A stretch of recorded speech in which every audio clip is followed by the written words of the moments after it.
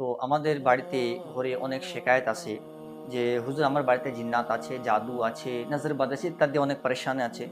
তো কারি ঘরে কি হয় জিন্নাত, অবশ্যই জিন্নাতের ওজুদ আছে। কোরআন শরীফের মধ্যে আল্লাহ পাক ইরশাদ করে দিয়েছেন। তো কিছু জনা ঘরে কোনো জিনিস চুরি হয়ে যাচ্ছে বা জিনিস পাওয়া যায় না।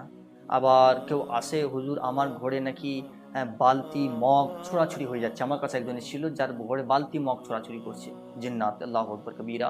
আর অন্যজন নাকি সামানকে ফেলে দিচ্ছে, উঁচু জায়গা থেকে সামানকে ফেলে দেয়। ঘরের মধ্যে দুর্গন্ধ এবং সমস্ত ঘরের লোক পারেশানি এবং তার ঘরে মনে হচ্ছে যেন ঝিম ধরা হয়ে আছে এবং রোগ ছাড়ছে না। একজন রোগ ছাড়ছে তো আরেকজন শুরু হচ্ছে ইত্যাদি। ঘরের ডিপ্রেশন, এনজাইটি, পারেশানিতে গোটা ঘর লিপ্ত আছে এবং এক এক সময় দুর্গন্ধি আছে ইত্যাদি কারণ ঘরের মধ্যে হতে পারে।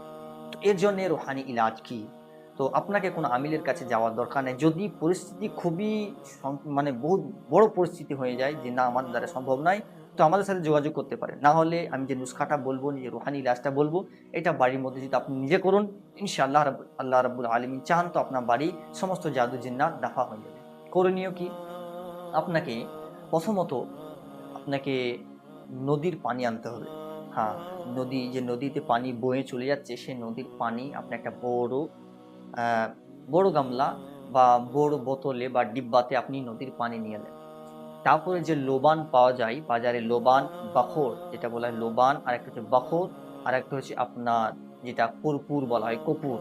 তো এই লোবান, বাখর, এই কর্পূর এটাকে মিক্স করে একটা ডিব্বাতে আপনি মিক্স করে নিলেন, গুঁড়ি করে নিলেন, এক সাইড রেখে দিলেন। আর যে নদীর পানিটা এনেছিলেন ওই নদীর পানিটা একদিকে রাখবেন। এইবার আপনি কি করবেন? দরুদে ইব্রাহিম, দরুদ ইব্রাহিমে 11 বার পড়বেন। 11 বার পড়ার পরে আপনি সূরা ফাতিহাকে 11 বার পড়বেন। তারপরে আপনি সূরা বাকারার প্রথম আয়াত আলিফ লাম মিম যালিকাল কিতাবু লা রাইবা ফিহি হুদাল লিল মুত্তাকিন, এখান থেকে উলাইকা আলা হুদাম মির রাব্বিহিম উলাইকা হুমুল মুফলিহুন, এখান পর্যন্ত আপনি 7 বার পড়বেন। তারপরে কি আপনি আয়াতুল কুরসি পড়বেন 7 বার। আয়াতুল কুরসি 7 বার। তারপরে আরেকটা সূরা মুমিনুনের আখেরি 4 আয়াত আফা হাসিবতুম আন্নামা, যে সূরাটা আছে সূরা মুমিনুনের লাস্টে 4টে আয়াত আফা হাসিবতুম আন্নামা থেকে লাস্ট পর্যন্ত যে 4টি আয়াত আছে এটা পড়বেন 7 বার।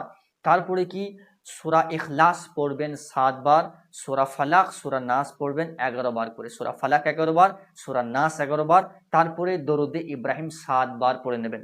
দরুদ ইব্রাহিম 7 বার পড়ার পরে আপনি ওই নদীর পানিতে ফুঁক মেরে দেবেন। আর যে বাখরটা আপনি এনেছেন ওই বাখরে ফুঁক মেরে দেবেন। যদি বাখর না থাকে, লোবান না থাকে, যেগুলো ধুনি, যে হিন্দুদের যে দোকানে বা হিন্দুদের যে দোকানে হোক মন্দিরে হোক যে ধুনিগুলো ব্যবহার করে কয়লার মধ্যে দিয়ে, এগুলোকে লোবান বা বাখর বলা হয়।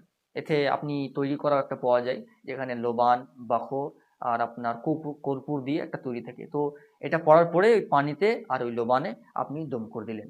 আর যদি লোবান না থাকে তো আপনি আগরবাতি নিয়ে নেবেন, ভালো আগরবাতি, ওতে দম করবেন। এবার কি করবেন? ওই পানিটা আপনি लगभग 21 দিন ধরে গোটা ঘরে ছিটকাবেন। একটু পানি একটা বড় গামলাতে এক ঢাকনা করে দিয়ে দিবেন। গোটা ঘরে যে দেওয়ালগুলো আছে এই দেওয়ালগুলোতে ছিটকাবেন।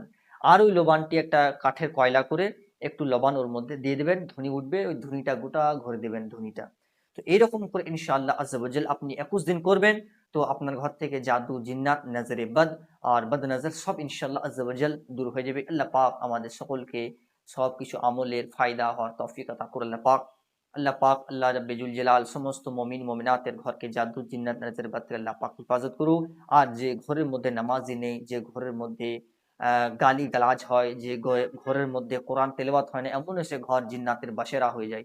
তো চেষ্টা করবেন ঘরে কোরআনের তেলাওয়াত করা, ঘরে নামাজ পড়া এবং আল্লাহ রাসূলের জিকির করা। আল্লাহ রাব্বে জুল জালাল আমাদের মাগফিরাত করুক, আল্লাহ আমাদের কামিয়াবি আতা করুক। আসসালামু আলাইকুম ওয়া রাহমাতুল্লাহি তাআলা ওয়া বারাকাতুহু।